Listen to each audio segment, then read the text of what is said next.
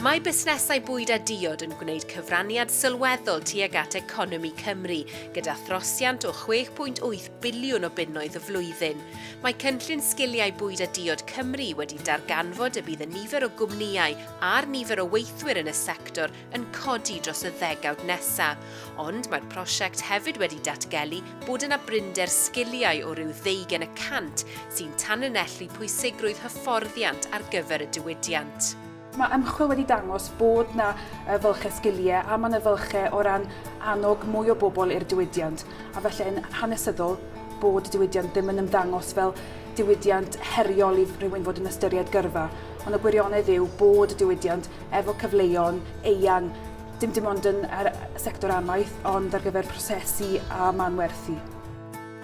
Mewn ymchwil arbennig a gomisiynwyd ar gyfer y prosiect, dywedodd cyflogwyr ei bod yn dal yn ei chael hi'n anodd i lenwi nifer fawr o swyddi a bod yna broblem gyda delwedd gyrfaoedd o fewn y sector. Ond mae cynllun sgiliau bwyd a diod Cymru yn benderfynol o wella delwedd y diwydiant ac wedi penodi nifer o lusgenhadon mwyn dathlu llwyddiant a thwf proffesiynol yn y maes. Wrth gwrs fi'n teimlo'n cryf iawn am bwyd a ddiod a'r diwydiant yn Nghymru, felly dwi rili eisiau cael gyrfa yng Nghymru yn siarad am beth sydd 'da ni yng Nghymru.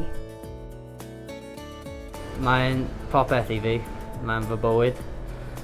Dwi'n codi fyny yn y bore a dwi'n gwenu i clust pan dwi'n dod fewn, rhoi y counter allan, pobl yn dod mewn a maen nhw'n hoffi beth maen nhw'n gweld. Dwi'n mwynhau dysgu'r apprentices newydd. Mae'n grêt, mae'n popeth i fi. Weitha'r angen am fwy o sgiliau o fewn y sector, rydyn ni wedi gweld nifer o gyfleoedd cyffroes o weithio ar ffermydd beef, defaid a llaeth ac ar hyd y gadwyn mewn prosesu a manwerthu. Mae Dynbia yn enghraifft o gwmni rhyngwladol sy'n cynnig hyfforddiant i ffermwyr mewn ymgais i wella elw ar hyd y gadwyn o'r gat i'r plat.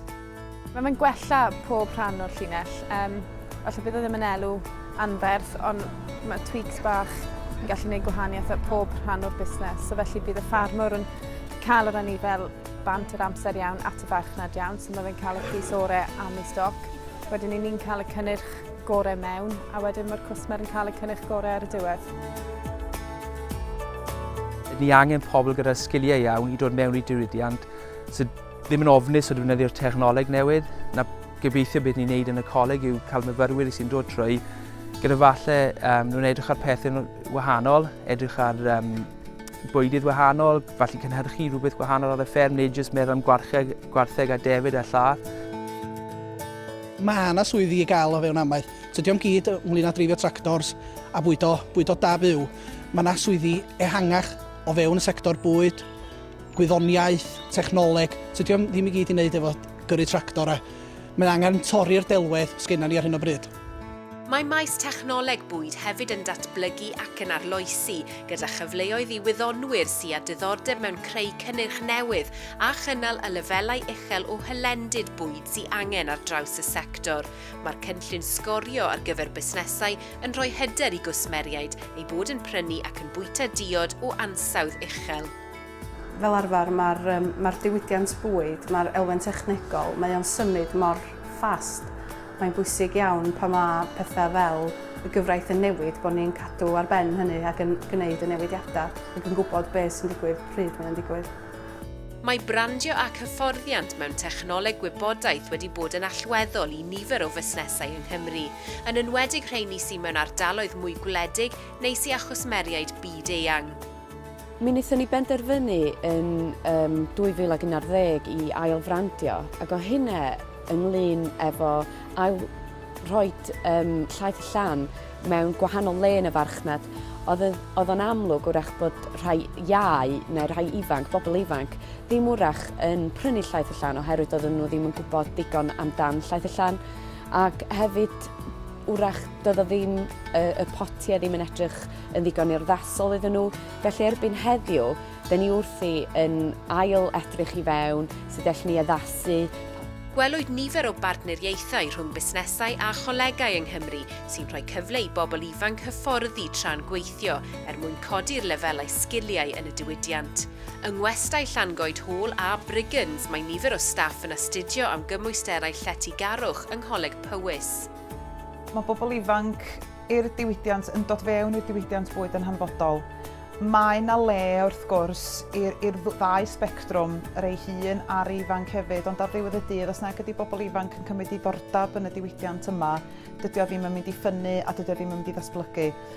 Sgiliau dwi wedi cael o'r coleg, dwi'n meddwl oedd nhw definitely'n helpu fy ma oherwydd. Dwi'n gwybod sut i siarad i bobl wahanol a wedyn ddim yn i'w eisiau. Mentro sydd rhaid os am lwyddo.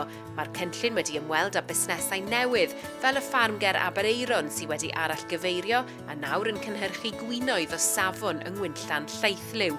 Ni wedi dangos bod ni yn gallu tyfu grawnwyn, a dyma'r cynnyrch, a ni wedi cael canlyniadau da. Mae pawb yn gweud bod nhw'n hoffi'r gwyn, a mae'r gwyn wedi ennill y gwobr efydd, felly dyn ni'n credu bod ni ar y trywydd iawn, a pwy a wyr beth fydd y dyfodol. Blwyddyn diwethaf wnaethon ni cynhyrchu 1,800 o foteli, a gobeithio, gyda faint ni wedi plannu nawr, dylen ni fod yn gallu gwneud tua lan i 30,000 o foteli. Ond maen nhw'n gweud bod mae'n cymryd 10 blwyddyn until bod y faint yn barod i fynd. Fe fydd y busnesau yma i gyd yn cyfrannu tuag at nod Llywodraeth Cymru i gynyddu cynhyrchiant bwyd a diod o 30% dros y 15 mlynedd nesaf, fel rhan o'i cynllun gweithredu bwyd. Mae'r her yn un fawr, ond mae'r angerdd, yr ymrwymiad a'r brwdfrydedd yno mwyn creu diwydiant bwyd a diod llewyrchus ym Nghymru. Mae hyfforddiant wedi cael ei gydnabod gan y Llywodraeth fel elfen allweddol o sicrhau bod gyda ni dwf i'r diwydiant. Erbyn hyn, dwi'n credu bod cynnyrchwyr yn gwerthfawrogi bod yna gysylltiad rhwng proffidioldeb a gwell safon o staff fel bod nhw'n deall ar sgiliau angenrheidiol ar gyfer y dyfodol.